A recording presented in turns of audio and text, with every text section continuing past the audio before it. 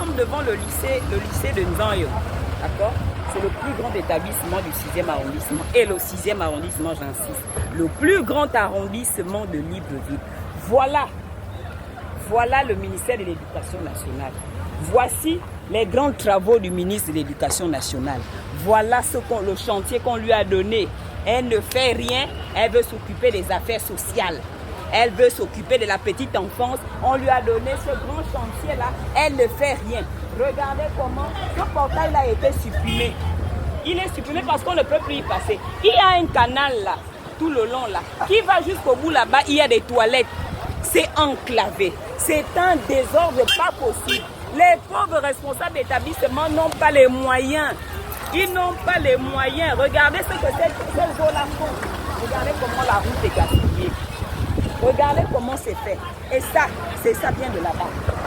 Ça vient de là-bas parce que Madame le ministre de l'Éducation nationale, Madame le manager en chef au ministère de l'Éducation nationale, ne joue pas, ne vient pas visiter les infrastructures. Hein? Voici son village. Voici son village. Hein? Elle ne vient pas s'occuper des problèmes, des tâches qu'on lui a données. Elle a le ministère de l'enseignement professionnel, elle a l'éducation nationale, elle a l'enseignement, l'institution civique. Voilà, ça ne suffit pas. J'insiste à dire, ça ne suffit pas. Il faut aussi maintenant la petite enfance. Pourquoi? Pour venir, pour se retrouver comme ça. Mais fais d'abord ce qu'on t'a donné. Tu as déjà 3 grands ministères, 3 grands portefeuilles. Ça ne suffit pas. Tu veux aussi venir prendre la petite enfance. Pourquoi? Pour ça. Monsieur le Président, on insiste à dire, le casting là, c'est comment? Si c'est les affaires, il y a autre chose, il faut nous dire. On ne peut pas continuer comme ça. Ça, c'est pas normal. Regardez ce que ça fait.